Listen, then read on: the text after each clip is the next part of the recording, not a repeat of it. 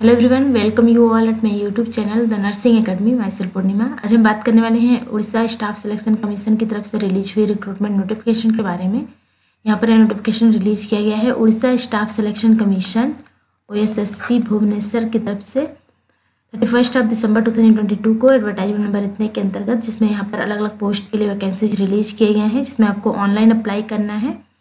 यहाँ पर हम डिटेल में बात करने वाले हैं स्टाफ नर्स और ANM की पोस्ट के बारे में। टोटल नंबर ऑफ पोस्ट कितने रिलीज किए गए हैं, क्या क्वालिफिकेशन आपको चाहिए अप्लाई करने के लिए, किस तरह से अप्लाई करना है, एज लिमिट क्या रखा गया है, इसके अलावा सिलेक्शन प्रोसेस क्या है, अगर आप सेलेक्ट होते तो उस केस में आपका मंथली पेमेंट क्या रहेगा, कौन कौन से टर्म्स एंड कंडीशंस हैं जो आपको फॉलो करने हैं, सारे इन्फॉर्मेशन आपको यहाँ पर मिलने वाले हैं। सो वीडियो को लास्ट तक जरूर देखें। यहाँ पर जैसे हमने बताया, यह नोटिफिकेशन OSSC की तरफ से रिलीज किया गया है, जिसमें आपको ऑनलाइन अप्लाई करना है। ऑनलाइन अप्लाई करने का रजिस्ट्रेशन का डेट जो है 27 जनवरी 2023 से 24 फरवरी 2023 है, और submission of online application form का स्टार्टिंग डेट 27 जनवरी 2023 से 26 फरवरी 2023 तक है। सो इससे पहले आपको अप्लाई कर देना है। वेबसाइट पर जाकर आपको ऑनलाइन अप्लाई करना है। पोस्ट कोड है 350। तो यहाँ पर अलग अलग पोस्ट के लिए वैकेंसीज रिलीज किए गए, जिसमें स्टाफ नर्स की पोस्ट है और ANM की पोस्ट।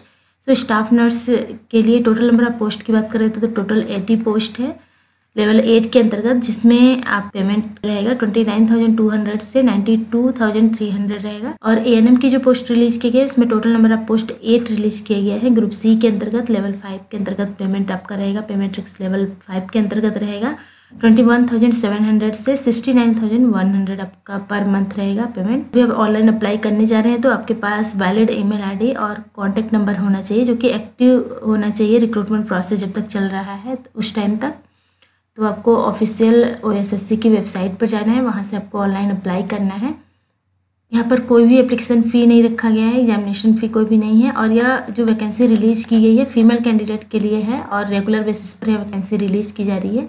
इसमें कैटेगरी वाइज बात करें तो यहाँ पर अनरिजर्व कैटेगरी के लिए 55 पोस्ट है, OBC कैटेगरी के लिए 6 पोस्ट, SC के लिए 5 पोस्ट, ST के लिए 14 पोस्ट, मीन्स टोटल मिलाकर यहाँ पर 80 पोस्ट, जैसे हमने बताया 80 पोस्ट रिलीज किए गए हैं, जिसमें से स्पोर्ट्स पर्सन के लिए 1 पोस्ट है और पर्सन विद डिसेबिलिटी के लिए 3 पोस्ट रिलीज किए गए हैं।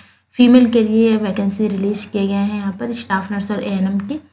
ANM में टोटल नंबर ऑफ पोस्ट जैसे हमने बताया था 8 पोस्ट है, जिसमें से जनरल कैटेगरी के लिए 5 पोस्ट, OBC के लिए 1, ST के लिए 1, SC के लिए 1, इस टोटल मिलाकर यहाँ पर 8 पोस्ट रिलीज किए गए हैं।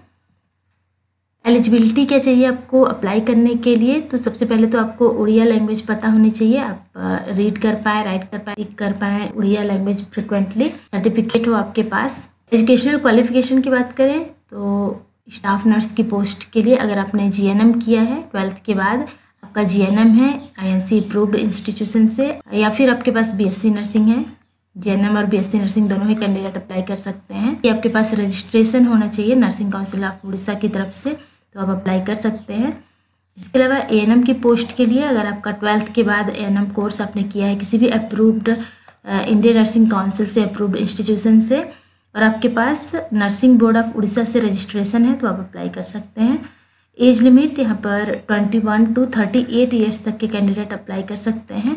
Minimum age limit 21 year, maximum 38 year रखा गया है। एज काउंट आपका जो किया जाएगा 1 जनवरी 2022 तक का किया जाएगा।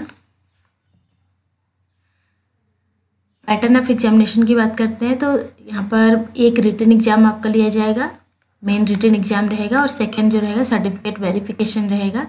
तो टेक्निकल पेपर एक रहेगा, मेन रिटन एग्जाम जो रहेगा उसको टेक्निकल पेपर बोलेंगे, और 200 मार्क्स का आपका लिया जाएगा। 200 मार्क्स का आपका टेक्निकल पेपर रहेगा। सिलेबस आगे हम बताने वाले हैं आपको। यहाँ पर नेगेटिव मार्किंग भी रखी गई है, 1/4 आपका नेगेटिव मार्किंग डिडक्ट कर लिया जाएगा। मल्टीपल चॉइस क्वेश्चन रहेंगे, और बेस्ड ऑन परफॉर्मेंस जो रिटन एग्जाम में आपका परफॉर्मेंस रहेगा उसके अकॉर्डिंग शॉर्ट लिस्टेड कैंडिडेट की लिस्ट आपको वेबसाइट के माध्यम से दी जाएगी। एडमिशन लेटर आपका वेबसाइट पर ही मिलेगा, और इम्पॉर्टेंट इंस्ट्रक्शंस इधर दिए हुए हैं जो आपको अच्छे से पहले पढ़ना है, फिर आपको अप्लाई करना है।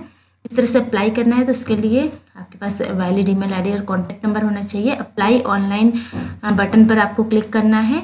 Home page of commission website www.ossc.gov.in, यहाँ पर जाकर आपको अप्लाई ऑनलाइन बटन पर क्लिक करना है।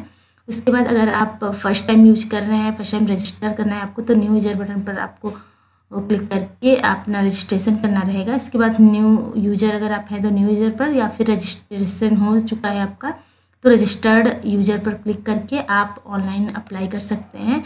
स्टेप बाय स्टेप वहाँ पर प्रोसीजर आपको मिल जाएगा, इंस्ट्रक्शंस मिल जाएंगे, उसके अकॉर्डिंग आपको फिलअप करना है application form.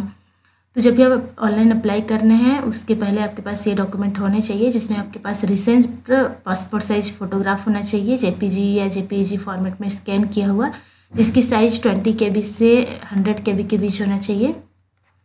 Full specimen signature और लेफ्ट या राइट थंब इम्प्रेशन होना चाहिए। स्कैन किया हुआ जेपीजी या जेपीईजी फॉर्मेट में, इसकी साइज भी 20 KB से 50 KB के बीच होना चाहिए। इसके अलावा सभी स्कैन डॉक्यूमेंट जो है PDF फॉर्मेट में होना चाहिए, जिसकी साइज 100 KB से 500 KB तक होना चाहिए, इससे ज़्यादा नहीं होना चाहिए। सभी एप्लीकेंट्स को अपने पास जो भी रिक्वायर्ड सर्टिफिकेट है, मार्कशीट है, आधार नंबर और अदर डॉक्यूमेंट है, वो आपको जब भी आप एप्लीकेशन फॉर्म फिलअप करें उस टाइम पर आपके पास होना चाहिए।